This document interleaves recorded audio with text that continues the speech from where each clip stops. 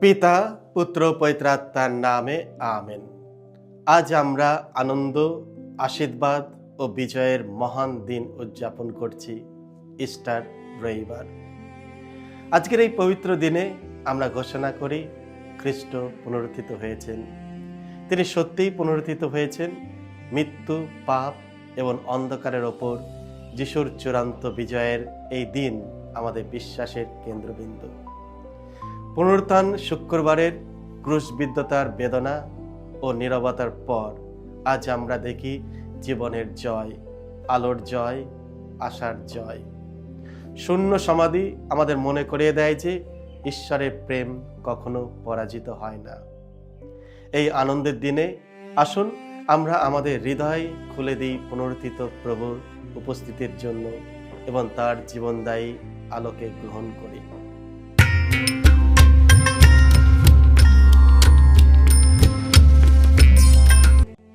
খ্রিস্টতে আমার পরম প্রিয়জনেরা, আজ এপ্রিল মাসের 5 তারিখ, ইস্টার সানডে। আর আজকের ডেলি মান্না ঈশ্বরের বাণী প্রতিদিন নেওয়া হয়েছে সাধু যোহন রচিত মঙ্গল সমাচার থেকে 20 অধ্যায় 1 থেকে 9 পদ।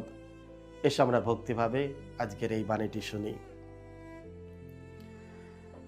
রবিবার দিন সকালের দিকে অন্ধকার থাকতেই মাগদালার মারিয়া যিশুর সমাধিস্থানে এলেন।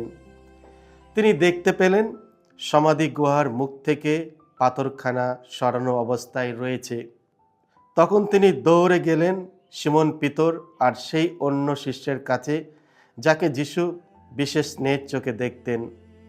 তিনি তাদের বললেন, ওরা প্রভুকে কবর থেকে তুলে নিয়ে গেছে আর আমরা জানি না কোথায় তাকে রেখেছে। তাতে পিতর ও অন্য শিষ্যটি বেরিয়ে পড়ে সমাধিস্থানের দিকে চললেন। দুজনে একসঙ্গে দৌড়াতে লাগলেন, কিন্তু অন্য শিষ্যটি পিতরের চেয়ে দ্রুত ছুটে তাকে ছাড়িয়ে গেল আর সমাধিস্থানে আগেই পৌঁছালো। নিচু হয়ে সে দেখল খোম কাপড়ের সেই ফালিগুলো মাটিতে পড়ে রয়েছে, কিন্তু সে সমাধি গুহার মধ্যে ঢুকল না। সিমন পিতরও তখন তার পিছনে পিছনে এসে সেখানে পৌঁছালেন। তিনি সমাধি গুহার মধ্যে ঢুকলেন আর লক্ষ্য করলেন যে খোম কাপড়ের ফালিগুলো পড়ে রয়েছে। তাছাড়া যে কাপড়টি যিশুর মাথার ওপর ঢাকা দেওয়া ছিল সেটিও তেমনি পড়ে আছে, কিন্তু ফালিগুলোর সঙ্গে নয়, আলাদা এক জায়গায় গোটানো অবস্থায়।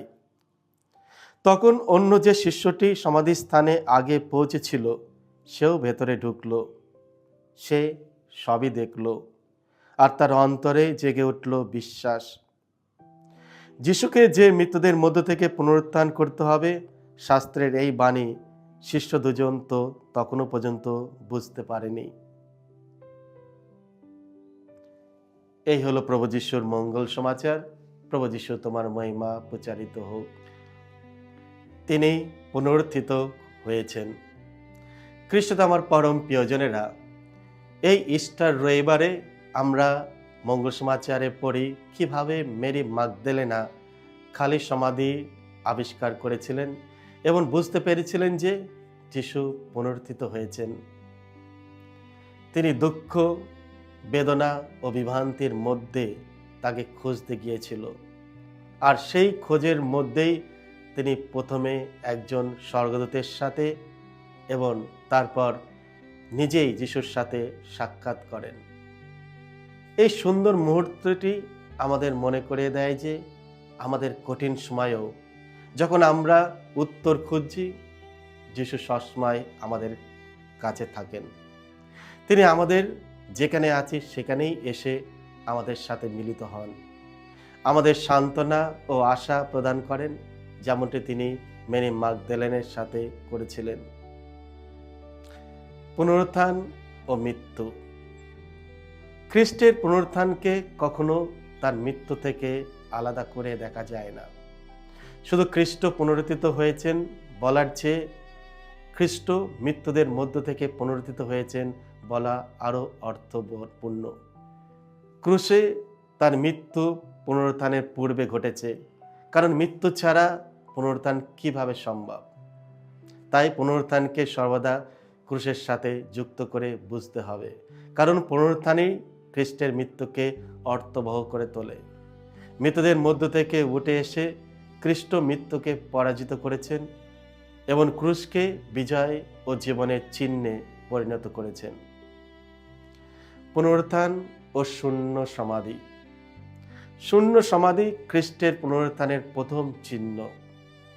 তার মৃত্যুর পর যিশুকে একটি সমাধিতে রাখা হয়েছিল, যা একটি বড় পাথর দিয়ে বন্ধ করা হয় এবং সৈন্যরা পাহারা দিত। তবু মানুষের সব প্রচেষ্টা সত্ত্বেও তিনি মৃত্যুর স্থান থেকে উঠে এলেন। সেই সমাধি ছিল সাময়িক। স্বর্গদূতের সেই ঘোষণা, তিনি এখানে নেই, তিনি পুনরুত্থিত হয়েছেন, এবং যেখানে পড়ে থাকা কবরের সেই কাপড়গুলি সত্যের সাক্ষ্য বহন করে।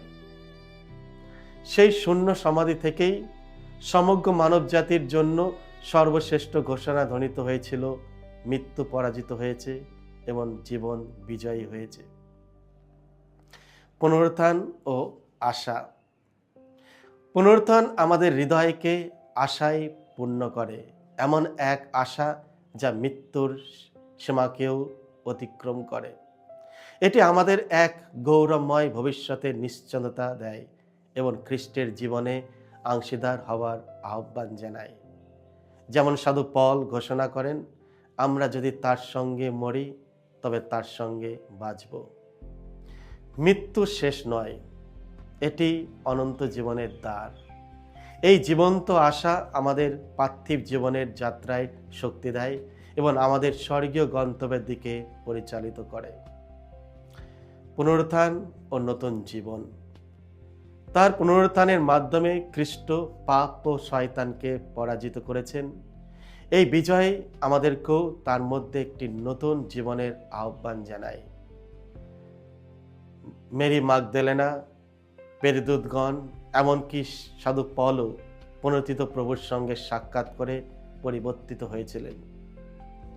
এই একই পরিবর্তনের আহ্বান আমাদের কাছেও আসে ইস্টারের মাধ্যমে। পাস্কাল মোমবাতি আমাদের মনে করিয়ে দেয় যে আমরা আর অন্ধকারে নয়, বরং খ্রিস্টের আলোতে আছি। পবিত্র জলের ছিটানো আমাদের শুদ্ধতার কথা স্মরণ করে দেয় এবং বাপ্তিস্মের প্রতিশ্রুতি আমাদের আবার আহ্বান জানায় শয়তানকে ত্যাগ করে জীবন্ত ঈশ্বরকে বিশ্বাস করতে। আমরা আহ্বান পেয়েছি ইস্টারের মানুষ হিসাবে বাঁচতে, পুনরুত্থানের আলোতে নবীকৃত হতে। খ্রিস্টে আমার পরম প্রিয়জনেরা, জীবন যখন অনিশ্চিন্তিত ও নানা চ্যালেঞ্জের পূর্ণ থাকে, তখনও আমরা বিশ্বাস করতে পারি যে যিশু জীবিত এবং তিনি আমাদের সঙ্গে পথ চলেন। মেরির মতো আমরাও আহ্বান প্রাপ্ত এই সুসমাচার অন্যদের সাথে ভাগ করে নিতে, যাতে তারাও পুনরুত্থিত প্রভুর আনন্দ ও শান্তির অভিজ্ঞতা লাভ করতে পারে। খ্রিস্টে আমার পরম প্রিয়জনেরা, আজকের এই সুন্দর দিনে আপনাদের সকলকে জানাই প্রভু যিশু পুনরুত্থানের শুভেচ্ছা ও ভালোবাসা। Happy Easter and God bless you all.